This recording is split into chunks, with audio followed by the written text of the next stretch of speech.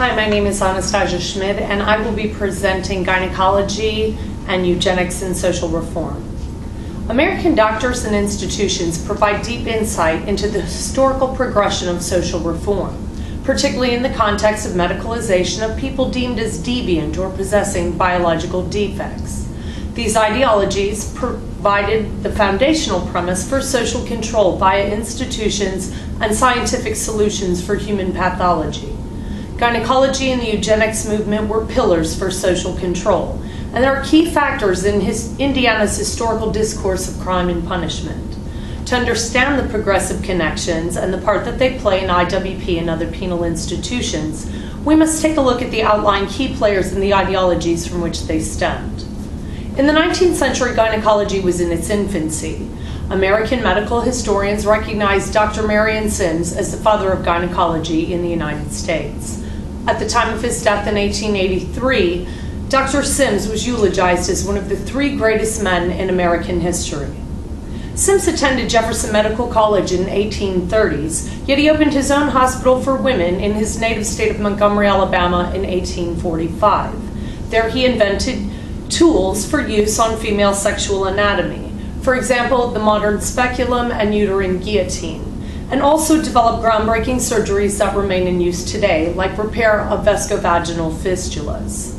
However, Sims became a pioneer in medical science and practice only through his relentless exploration of the female sexual anatomy of black slaves and the painful experimental surgeries he conducted on them without anesthesia. He conducted no fewer than 30 experimental surgeries on one of those slave women known only as Narca.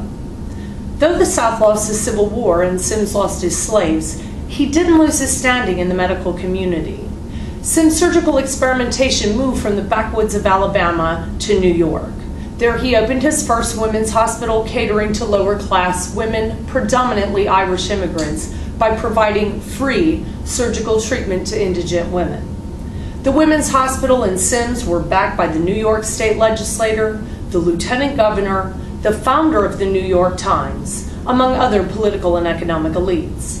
His fame became the envy of the medical community. Indeed, only a decade after the war, he was elected president of the AMA, where he then helped found the American Gynecology Society, a group consisting solely of men. Over the next few years, the number of American periodicals devoted to gynecology doubled, and the number of American gynecological societies increased from 6 to 11, more than in all other countries combined. Dr. Sims' successor, Dr. Theophilus Parvin IV, was a preeminent physician in the United States in the postbellum period. He served as IWP's physician from the prison's opening in 1873 until he returned to Philadelphia in 1883 to assume a chair in obstetrics and gynecology at Jefferson Medical College. There he remained until his death in 1898. In 1861, he was elected president of the Indiana Medical Society. He held a chair at the Indiana Medical College, and in 1879, partway through his tenure at IWP, he was then elected president of the AMA. Dr. Parvin wrote and lectured prolifically. His most famous text was a 685-page medical manual, The Science and Art of Obstetrics, replete with graphic illustrations of female sexual anatomy that he published in 1886, just 3 years after he left the prison. Parvin's contributions to the prison's annual reports were short but erudite. The prison, like the rest of Indianapolis, was built on swampy terrain, and malarial diseases were a constant worry. Much of the problem, he felt, was due to poor drainage, which he campaigned successfully to have improved. He advocated for the women and girls and saw to it that the inmates had fresh milk and outdoor exercise, and that the women were vaccinated for smallpox, thus sparing them from the smallpox epidemic of 1883.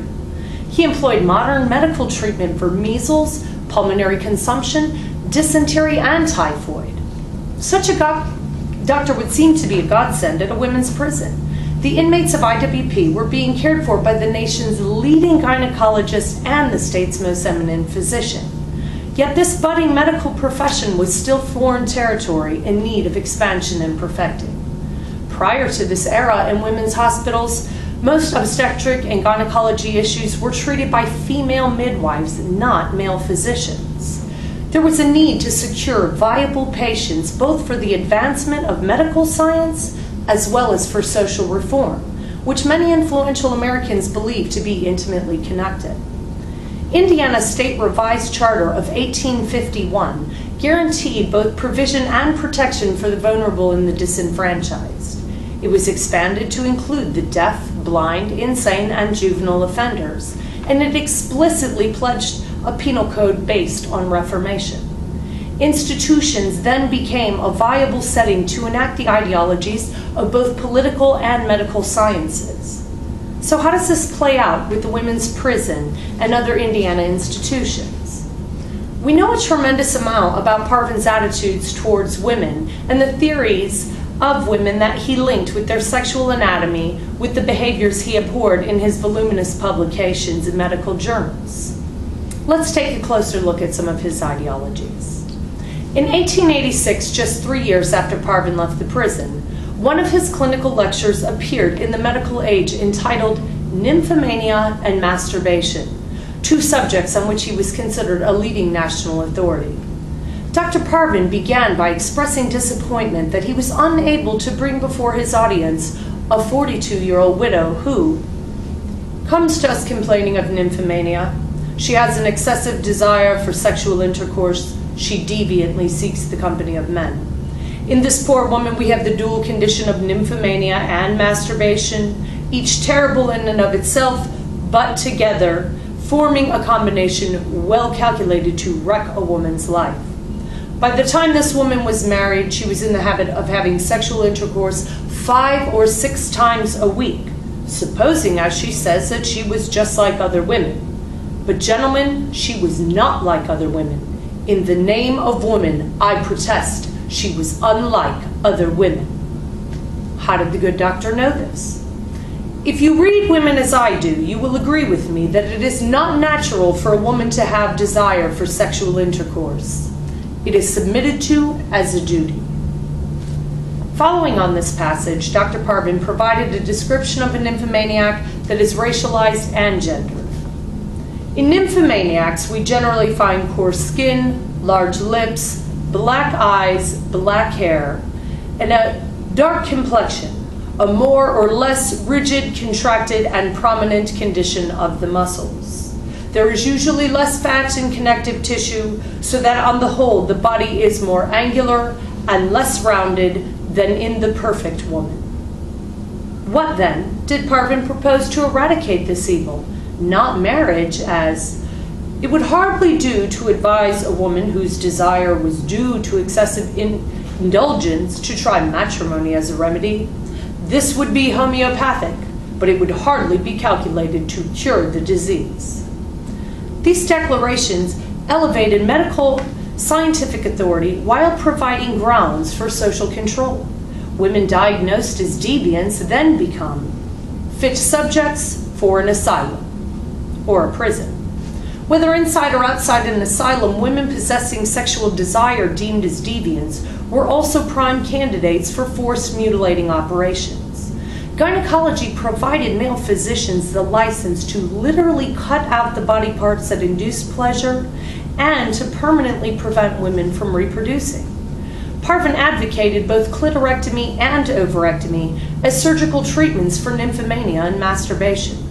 Dr. Parvin mused, "The question of removing the ovaries is to be considered, and we must ask the question whether we can thereby cure the disease. This operation is becoming so extremely fashionable that I imagine after but a small time, a small portion of our women will be childbearing." Perhaps that was the point, eliminating a portion of the gene pool from reproducing, the premise behind eugenics, a subject to which I shall return. But what do these ideologies by Dr. Parvin tell us about the women and girls at IWP? We do know that those empowered IWP were obsessed with self-abuse. Masturbators were locked in solitary confinement. According to Sarah Smith, the prison's first superintendent, waterboarding was used exclusively for this affliction, and Dr. Parvin clearly approved. He testified at the 1881 investigation on legislative hearing on the brutality at the prison that no punishment has come under my notice which I think was cruel, though he went on to disclaim that he had not personally prescribed there should be an application of water upon prisoners for certain diseases. His testimony was a direct contradiction to his 1875 journal publication, where he prescribed cold shower baths to a 16-year-old prostitute at the reformatory for urinary incontinence. In all but one of his luminous writings in prison annual reports, Parvin fails to mention experimenting or operating on anyone at the prison.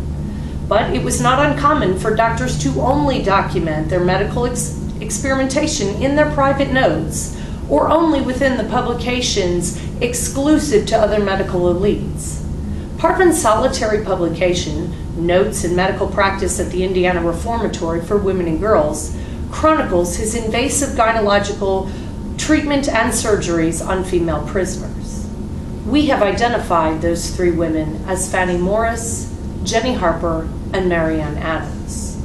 Yet in his 1881 inquest, there is tantalizing testimony that's never contradicted by Mrs. Smith or Dr. Parvin from 45-year-old Mary Jane Schweitzer.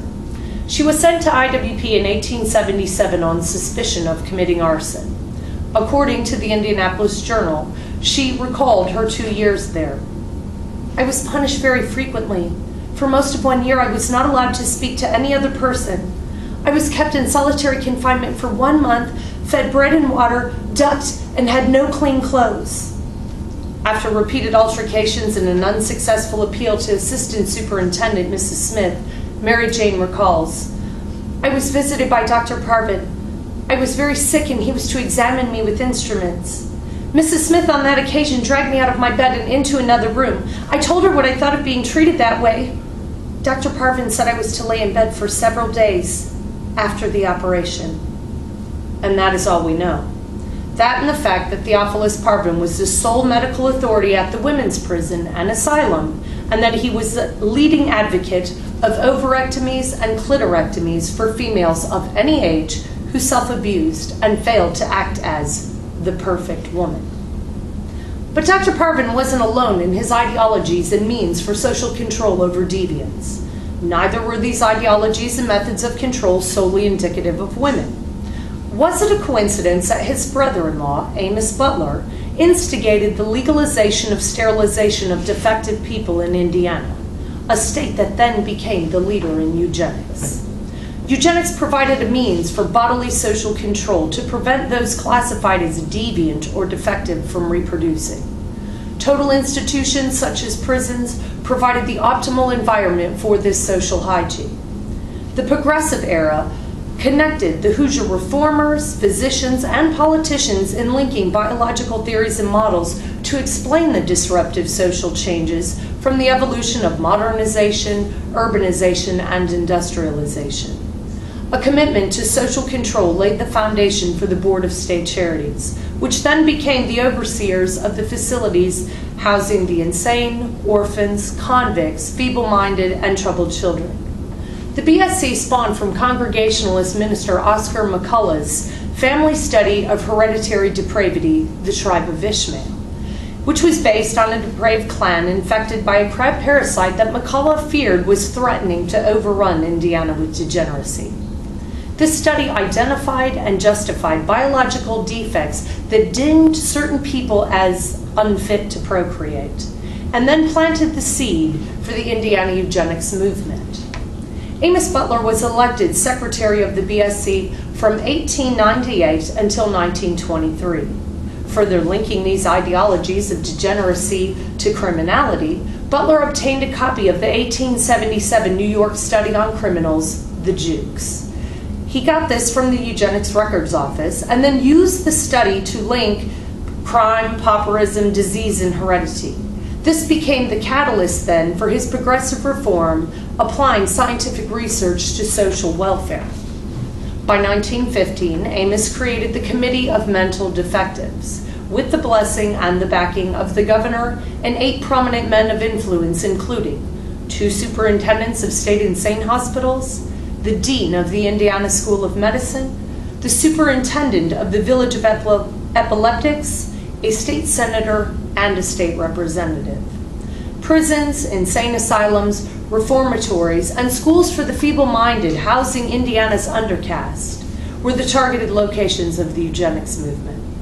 Prior to sterilization laws, at least 225 vasectomies were performed at Jeffersonville Reformatory by Dr. Henry C. Sharp. Forced sterilization of institutionalized people became part of the Indiana Plan for Social Hygiene. Through post-scripted legislation, Indiana became the first place in the world to legalize sterilization in 1907. The Indiana Reformatory sterilized 119 men during the fiscal year of 1907 to 1908. That law was later deemed unconstitutional and revised in 1927, yet the law continued to approve and authorize sterilization of the insane, feeble-minded, and epileptic persons in custodial care. As time marched on, people within Indiana institutions would undergo sterilization as a pro forma administrative procedure required for a patient's release. This law remained intact until 1974, marking Indiana institutions as the site of approximately 2,000 cases of legalized sterilization of men and women. Considering doctors' propensity to omit such procedures from institutional records, one can only deduce how many more captive patients were medically experimented on and sterilized. This brief historical overview of American doctors and institutions has highlighted key players in the progression of medicalization in correlation with Indiana's historical discourse on crime and punishment. One of the most interesting findings of our research at the Indiana Women's Prison has been the role of the prison's first doctor, Theophilus Parvin. But not just his beliefs in his work, his close links to the father of gynecology, Dr. Marion Sims, and who we might refer to as the father of eugenics, Amos Butler. The future of social justice forum requires deeper insight into the past upon which it is founded.